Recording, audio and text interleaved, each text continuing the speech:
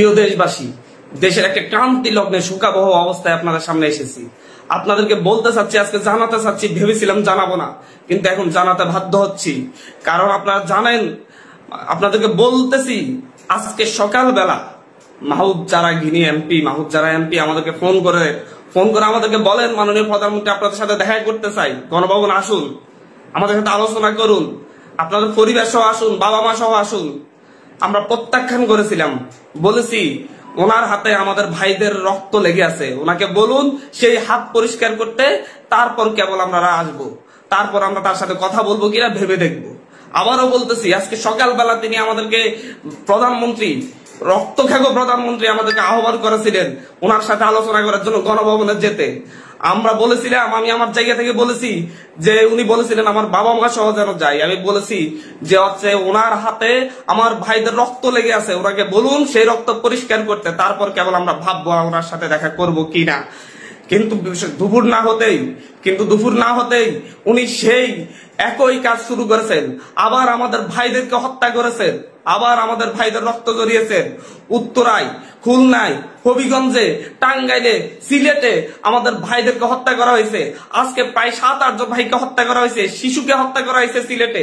আবারও উনি রক্তের খেলায় মেতে উঠেছেন। একটা রক্তখ্যাগো সরকার কিভাবে ক্ষমতায় থাকছে, কিভাবে থাকতেছে আমরা বুঝতে পারতেছি না।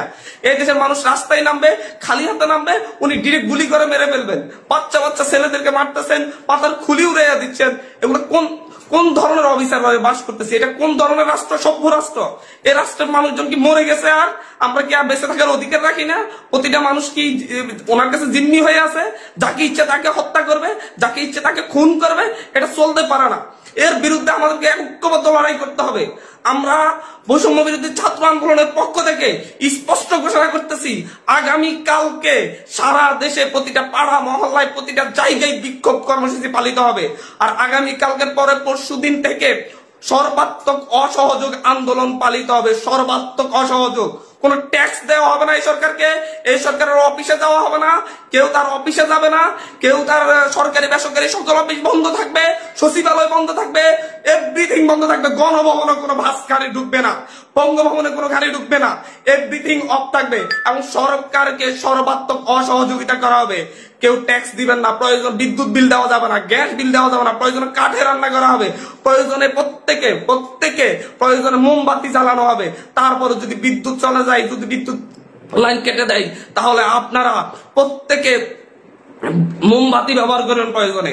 তারপরে এই সরকারকে কোনো সহযোগিতা করা হবে না। এটা খুনি সরকার, আমাদের ভাইদেরকে বারবার খুন করতেছে। আমাদের মুখে এক কথা বলে সকালে কান্নাকাটি করতেছিল যে হচ্ছে এই লাশগুলো দায়কে নিবে, আর বিকেল না হতে আবার লাশ ফেলতেছে রাস্তায়। মানে দোমুখ সাপ, সকালে এক কথা বলে বিকেলে আরেক কথা বলে। আমাদের সাথে বলেছিলাম যে আমাদের সাথে 14 তারিখ 15 তারিখে আমাদের সাথে বসেছিলেন, ওনার সাথে আলোচনা করবেন, কিন্তু তারপরে দেখা গেছে তারপর থেকে আমাদের ভাইদের উপর হামলা করা শুরু করছে। উনি একটা নৃশংসতা চালাচ্ছে বাংলাদেশে, কোন ভয়ঙ্কর একটা অবস্থা বাংলাদেশে বিরাজ করতেছে।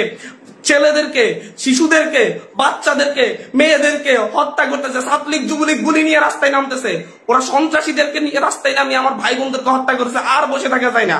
আমরা সারা দেশের ছাত্র, নাগরিক, অভিভাবক যে অবস্থানে আছেন, মা বোন প্রত্যেককে বলবো, আগামীকাল থেকে আপনারা প্রত্যেকে রাজপথে থাকবেন, প্রত্যেকে প্রতিটা বাড়ি থেকে রাজপথে থাকবেন। আপনারা কেউ ঘরে বসে থাকবেন না, এটা আপনাদের দায়বদ্ধতা। আপনাদেরকে বলতেছি, প্রতিটা লাশের রক্তের প্রতি আপনাদের দায়বদ্ধতা আছে, প্রতিটা শহীদের রক্তের প্রতি আপনাদের দায়বদ্ধতা আছে। আমি সারা দেশের প্রত্যেকটা নাগরিককে বলবো, আপনার যদি একটু লজ্জিত হন, আপনি যদি এই বিচার চান, আপনি যদি এদের বিরুদ্ধে দাঁড়াতে চান, আপনি ঘরে থাকতে পারেন না। আপনার প্রত্যেককে রাস্তায় নেমে আসতে হবে।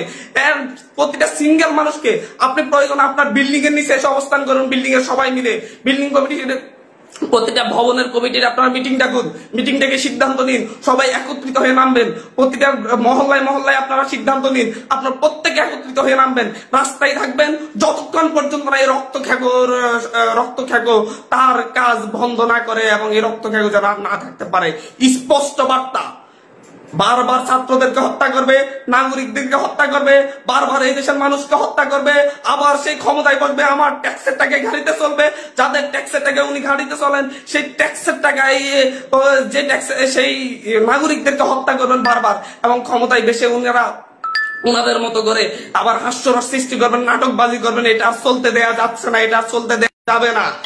আপনাদেরকে বলতেছি এটা আর চলতে দেয়া যাবে না। প্রত্যেকে নিজ নিজ অবস্থান থেকে নেমে আসবেন। প্রতিটা ঘর মহল্লা, প্রতিটা পাড়া, প্রত্যেকটা মানুষ আপনারা রাস্তায় নামবেন। কালকে সারা দেশে বিক্ষোভ মিছিল অনুষ্ঠিত হবে হত্যাকাণ্ডের বিরুদ্ধে, এবং পরশুদিন থেকে সর্বাত্মক অসহযোগ আন্দোলন চলবে। কোন ধরনের সহযোগিতা করা হবে না। প্রত্যেকটা দল, প্রত্যেকটা মতের মানুষকে বলবো আপনারা সংগঠিত ভাবে ঘোষণা দিন। প্রতিটা দলকে বলবো, বিএনপি হোক, বাম হোক, ডান হোক, যত দল আছে প্রত্যেকটা দলের প্রতি উদাত্ত আহ্বান। ধর্মভিত্তিক দল হলে ধর্মভিত্তিক দল, ডান দল হলে ডান দল, বাম দল হলে বাম দল, জাতীয় ঐক্যমতে প্রত্যেকে রাস্তায় নেমে আসবেন। প্রত্যেকে রাস্তায় নেমে ঐক্যবদ্ধভাবে আপনারা জানান দিবেন এইটা বাংলাদেশে চলতে পারে না, কোনো রক্ত খেকো এইভাবে থাকতে পারে না, বারবার রক্ত জড়িয়ে তারা ক্ষমতায় থাকবে তা হতে পারে না। তিনি আজকে সকালে আমাদেরকে বলেছেন, আমাদেরকে দাওয়াত করতেছেন যে আমার বাবা মাকে নিয়ে আমি ওনার গণভবনে যেতাম, যে ওনাদের সাথে আলোচনা করতাম। জাস্ট একটা কথাই বলেছি, ওনার হাতে আমার ভাইদের রক্ত লেগে আছে, উনি ওই রক্তাক্ত হাত পরিষ্কার করুন, তারপর আমরা গণভবনে যাবো কিনা ভেবে দেখবো। কিন্তু তিনি তো রক্তাক্ত হাত পরিষ্কার করার সিদ্ধান্ত নেনই নেই, তিনি বরং আরো রক্ত ঝরানোর পথ বেছে নিয়েছেন।